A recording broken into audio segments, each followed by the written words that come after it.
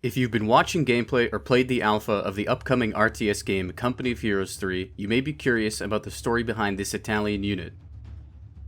Let's look at the real history of the Italian Guastatori. Let's start with the pronunciation, Guastatori. Say it a few times out loud, it's easier than it looks. With the quick Italian lesson out of the way, let's talk about who the Guastatori are and what they did in North Africa during World War II. In-game they are considered support and close combat specialists, which is a fair enough description of some of their capabilities. Guastatori had a broad range of duties like most combat engineers of the day, laying or clearing mines, constructing bridges or roads, laying barbed wire and building fortifications. But what can be built sometimes must be destroyed. Flamethrowers, high explosives, close combat weapons would be the tools of the trade for Guastatori. In North Africa, the Guastatori would work with their fellow Italians and the German Afrika Korps to blow gaps in Allied fortification lines. While the war in North Africa was often fluid, with many sweeping movements made by mechanized units, there were many instances where both sides would remain static and turn to building heavy fortifications. One such instance was the Siege of Tobruk.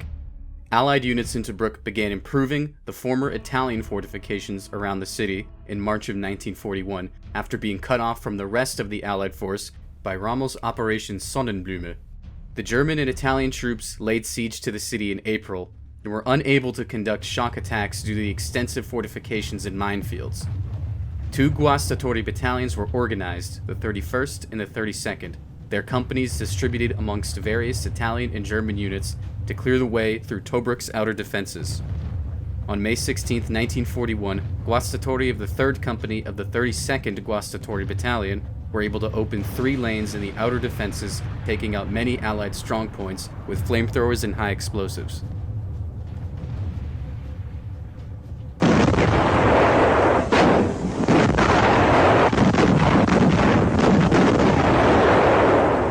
November 19, 1941, Guastatori of the 32nd Battalion were hit by a massive Allied counterattack to the southeast of Tobruk as part of Operation Crusader. The Guastatori reworked their explosives, meant to deal with the bunkers, into anti-tank charges. The 32nd were able to withstand this attack with heavy casualties. However, by December, all Axis forces pulled back due to massive supply issues. By May of the following year, the Axis were back on the attack and once again relied on the Guastatori to knock out enemy fortifications during the Battle of Gazala. On June 20th, 1942, the Guastatori once again cleared several paths through the defenses of Tobruk, and this time the city would fall. In July, the Guastatori would once again be up against extensive Allied defenses, this time at El Alamein. The 32nd Guastatori Battalion would meet its fate on July 16th, when their position was completely overrun by Australian infantry supported by British tanks. A swift counterattack by German units would retake this position, but the 32nd Guastatori was shattered, and its survivors were merged into the 31st Battalion. In the Second Battle of El Alamein, the Guastatori would be attached to paratroopers of the Italian Folgore Division, where they would see several weeks of heavy combat. By the 4th of November, Allied forces had broken through the Axis defenses and large armored units were flowing through this gap. A general retreat was ordered, and any Guastatori that could find room in a truck withdrew with the rest of the Afrika Korps. The Guastatori had suffered greatly, but would continue to operate through the rest of the North African campaign.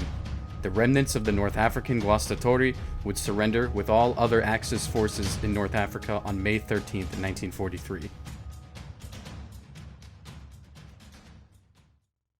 Thank you for watching. Please like, comment, and subscribe if you liked the video. I plan on making more in the future. Until next time, I'll see you around.